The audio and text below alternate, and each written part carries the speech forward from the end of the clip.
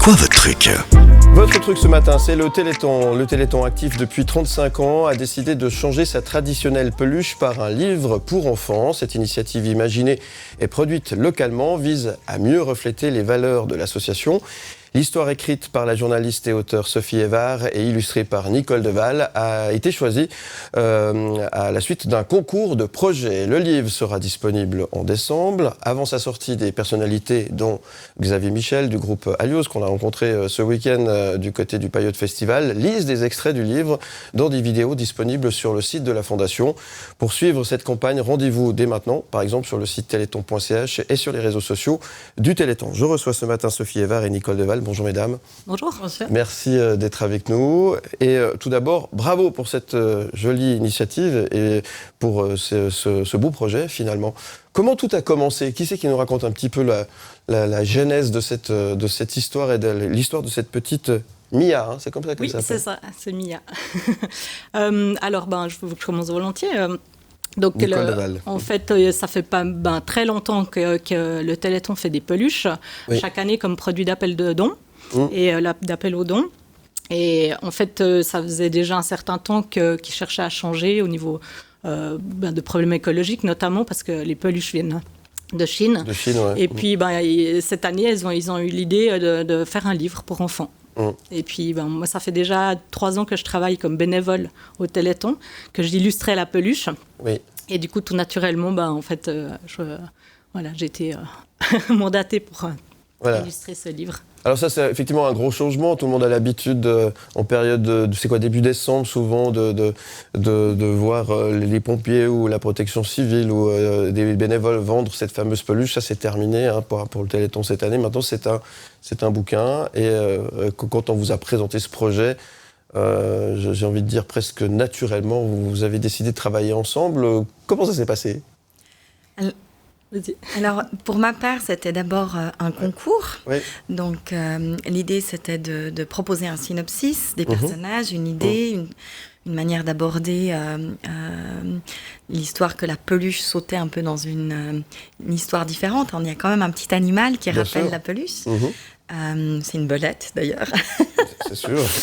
Et donc, j'ai participé avec plaisir à ce concours, et puis quand le jury a pris sa décision, on a eu le plaisir de se rencontrer avec Nicole, et puis le contact a été immédiat parce qu'elle a tout de suite dessiné. En fait, moi, j'avais pas donné beaucoup d'indications sur comment étaient les personnages, et puis Nicole a tout de suite illustré exactement comme j'avais ça en tête, exactement. Ouais. Donc ça, c'était génial. Oui, je peux peut-être préciser, parce que justement, ce que je trouvais super, c'est qu'on a reçu 9 textes, sauf erreur. Il y avait un jury, donc on s'est retrouvés un jour à lire tous ces textes ensemble. Et puis vraiment, le texte de Sophie, il est sorti haut la main. Tout le monde a flashé sur celui-là, quoi. Donc c'était vraiment, ça devait être ce texte-là. Et puis moi, j'ai tout de suite vu les personnages. Et vous, du coup, c'était la première fois que vous travaillez ensemble, en fait. Oui, tout à fait. Donc ça a matché tout de suite. Super bien. Voilà. Et puis c'est vrai que c'était génial parce que vous avez des idées dans la tête, vous avez une histoire, et puis tout d'un coup, ça prend vie, en fait, avec les dessins. Et puis, comme c'est un livre pour enfants, je veux dire, c'était vraiment important qu'il y ait cette espèce de connexion entre l'histoire et puis l'émotion qui peut être traduite en dessin. Et la petite Mia, elle est vraiment super. Bon, on va parler de cette petite Mia, alors sans nous dévoiler toute l'histoire. C'est qui cette petite Mia dans ces aventures ? Alors Mia, c'est une petite fille qui est en fauteuil électrique et dans sa vie, il y a plein de choses qui se passent. Elle a ses parents, son petit frère, son chien qu'elle adore, son super papy Tony, et elle découvre un petit peu la vie, aussi les amis, l'école. Enfin, il y a vraiment tout un environnement qui est assez quotidien et j'allais dire normal pour cette petite fille. Et elle a son petit caractère. Voilà. Et elle va sortir un petit peu de son environnement quotidien grâce à un petit animal qui est la belette, et partir à l'aventure avec son papy Tony et prendre le train et avoir toutes sortes d'aventures. Et ça, c'est assez sympa. Une belle histoire à découvrir. Alors je disais, il y a quelques artistes qui vont déjà lire quelques passages de ce qu'on va pouvoir retrouver sous forme de teasing, en quelque sorte, pour préparer les gens à ce grand changement. On passe de la peluche au livre, ça aussi. Oui, un grand changement, une petite responsabilité du coup aussi, j'imagine un peu de pression. Le fait que ça soit lu comme ça par des artistes, c'est une belle idée, ça vient de vous, c'est le Téléthon comment ça s'est mis en place? C'est le Téléthon, oui. Ouais, ils ont eu cette idée, puis on fait appel à plusieurs personnes, puis on a plusieurs personnalités qui ont accepté, donc c'est génial. Enfin, nous, ça nous réjouit, quoi. Il était bien accueilli aussi, très évidemment. Bien. Alors, on dit quoi, livre ou BD? On dit livre. Là, c'est un livre. C'est un livre, c'est pas une BD. Oui. Le livre sera disponible donc à partir de début décembre. Donc, à la place d'acheter la fameuse peluche, c'est le bouquin qu'on va acheter, hein, c'est ça? Voilà, c'est ça, exactement. Voilà. Et évidemment, c'est pour soutenir l'association, la Fondation Téléthon, évidemment, qui œuvre chaque année pour pouvoir récolter des dons, bien sûr, pour soutenir les personnes malades, effectivement. Ça, c'est important. Donc pour vous, c'était aussi important, ça vous tient à cœur, évidemment, de soutenir cette belle association, cette belle œuvre, finalement? Ah oui, clairement. Oui. C'est un super projet.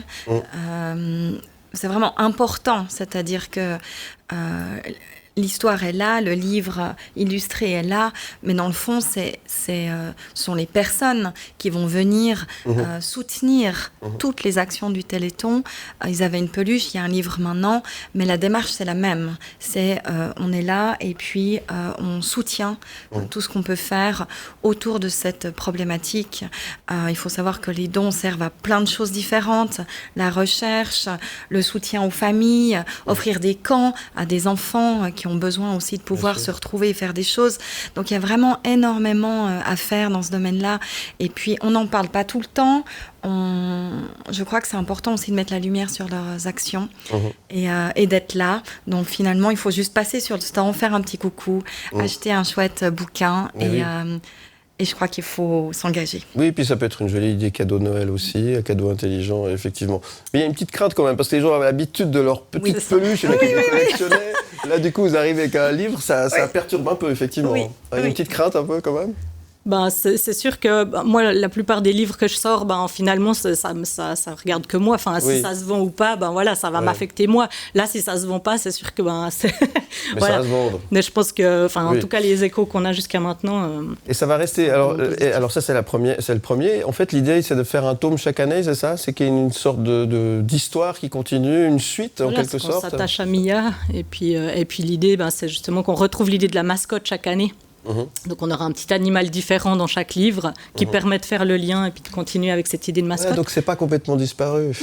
Non, parce que la mascotte, elle revient aussi sur d'autres objets, comme par exemple un stylo Carandache là, qui va sortir aussi. Il y a un couteau suisse, il y a différentes choses. Puis on se sert aussi de ça pour faire des coloriages pour les enfants, d'autres choses. Ça permet aussi d'être plus présent sur les réseaux sociaux. Elle continue à s'appeler, commencer par J, c'est ça? Parce que alors non, pas forcément. Ça, vous avez dû casser un autre code aussi. Oui. Ça a été toute une réflexion. Effectivement. Non, c'est Lily la belette. Très bien. Mais c'est vrai qu'on voulait garder cette histoire de petit animal. Oui. Et puis, Mia adore les animaux et c'était important. Voilà. En tout cas, merci mesdames d'être venues ce matin nous parler de Mia, de ses aventures, de ce premier livre qui sera disponible à partir du début décembre. C'est aussi, ça sera sur les stands habituels du Téléthon. Alors à la place de la peluche, c'est un livre maintenant désormais. Et c'est quelque chose qui reste, c'est un bel objet. Et puis c'est un joli souvenir. Et ça peut être aussi, on le répète, une idée cadeau. Donc en fin d'année, c'est plutôt sympa. Merci Sophie Evard, merci Nicole Deval. Qu'est-ce qu'on peut vous souhaiter à toutes les deux ce matin? Que les gens aient du plaisir à le lire et qu'ils se souviennent de pourquoi c'est important de soutenir le Téléthon. Et pour nous, que ça continue. Très bien. Oui, tout à fait. Pour vous aussi. Voilà. Merci, bravo. Merci. Et puis, je vous dis à très bientôt sur M pour parler du tome 2. On fait avec comme ça. Plaisir. Sur vous. Vous êtes prêts à vous lever tous les matins pour venir en parler? Ah oui, bien sûr.